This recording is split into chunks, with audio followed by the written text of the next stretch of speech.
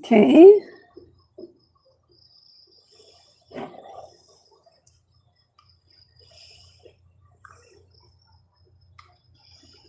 Sandali.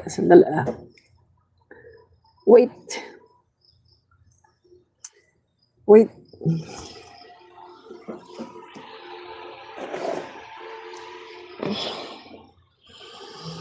And the first day of Christmas, Lorna Rafael. Hello, Lorna Rafael. Maraming salamat. Yan sa pag-drop by. Yan, nandito na kaagad si Lorna Rafael. Yan. Okay. Yan, maraming salamat. Lorna Rafael.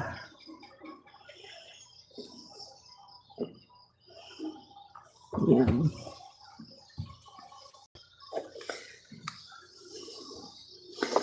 Kulang. Yan. Yan. Okay. Yan, okay na.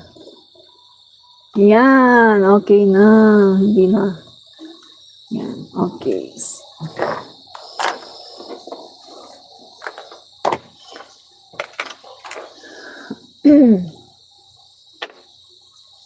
Yan, kamusta ka? Kamusta na po, no? Lorna Rafael. Kamusta na? Yan. Ang oras po ngayon ay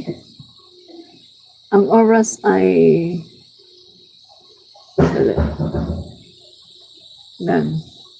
6:37. Ay, 6:37 na pala. Yan. Ang oras po ay 6:37, mga kaibigan, no?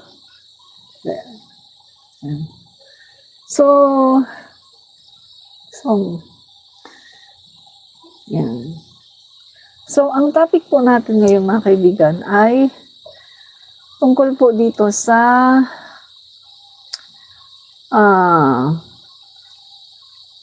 nakakatawa, mga kaibigan, no? Nakakatawa lang. Kung sino pa yung dynasty talaga, no? Yung political dynasty talaga. Sila pa at saka yung kanilang mga vloggers at ang kanilang mga followers pa ang nagrereklamo tungkol sa mga political dynasty na tinatawag. At ito nga po, mga kaibigan, ang sabi po ng mga kulto, no, ang mga green cults ay nepotism daw. Nepotism. Okay. So, ano po ba yung ibig sabihin ng nepotism, no? So, tumingin po tayo dito sa dictionary tungkol po sa meaning ng nepotism. At napakasimple lang naman po ng meaning dito ng nepotism. Pakinggan po natin, ha? Nepotism. Okay. So, paano ba ito pinopronounce? Pakinggan natin. Nepotism. Dito natin. Nepotism. Nepotism.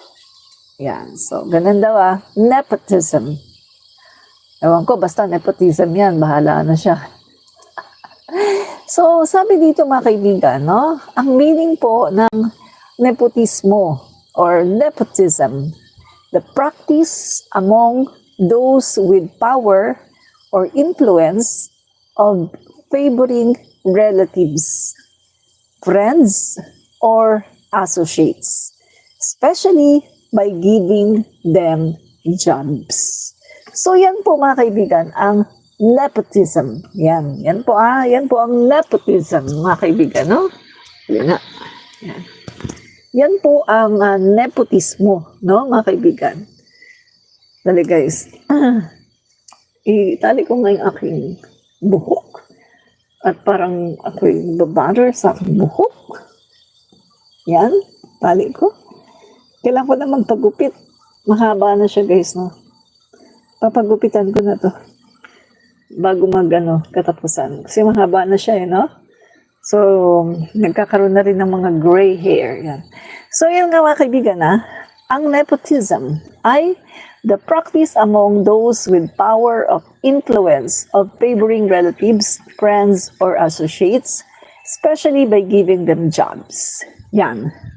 So, mga kaibigan, bago tayo magtuloy-tuloy, paki-double tap, mga kaibigan, to like our video. At kung pwede din po, mga kaibigan, paki-share na rin po sa inyo pong mga kaibigan, sa inyong timeline, paki-share, no? So, bago tayo magtuloy, mga kaibigan, saglit lang, share lang muna. I-share ko lang muna itong video natin sa aking timeline, no? Para po, may makapanood din po, no? Saglit lang po ito. Okay. So, share lang tayo sa ating timeline para may makapanood din. Yan. Okay. Okay. No? Okay. Share sa timeline. Okay. Okay. Tapos, share ko rin sa aking group. Yan, sa aking group naman. Group. Your groups. Okay. Share ko lang sa aking group. Yan. Okay. Okay. Okay. Yan. Okay. Tapos, last mga kaibigan, i-share ko lang sa aking friend na para makapanood, no? Okay. Okay. Yan. Okay. So, okay na po mga kaibigan, no? Okay na po. Nakapag-share na ako. Yan. So, ngayon naman ay dali.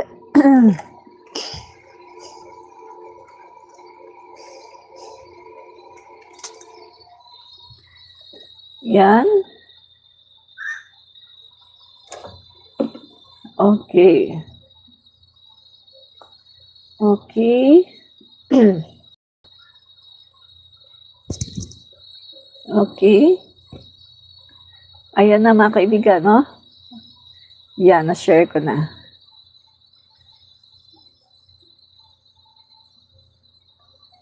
Okay. So, tama na yan. Nakapag-share tayo.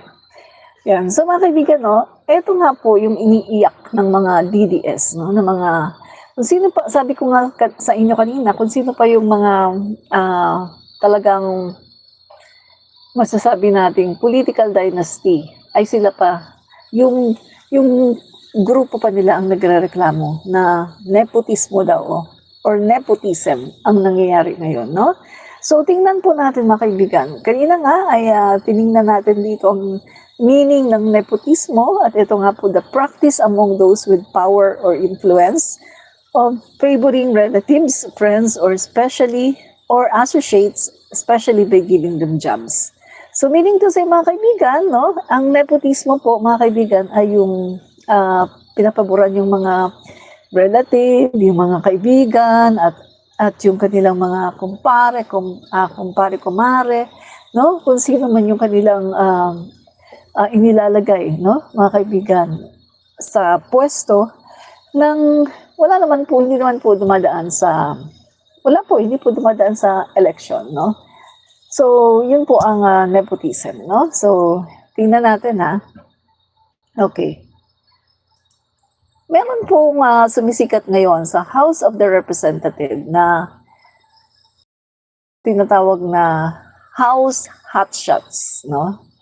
So, tingnan po muna natin to. At mamaya malalaman ninyo kung ano po ang kaugnayan ng House Hotshots na ito sa nepotismo na sinasabi ko, no?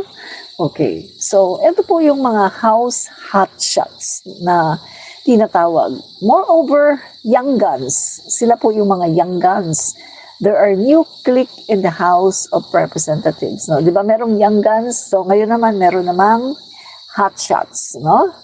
So, moreover, young guns, there's a new clique in the House of Representatives. They've dubbed themselves the House Hotshots. So, ito po yung mga House Hotshots na tinatawag. Ito po yung mga medyo bata-bata, no? and they're raring to prove their worth in the current 20th Congress. So, unang-una mga kaibigan, kilalanin muna natin, sino ba itong mga House hotshots na to?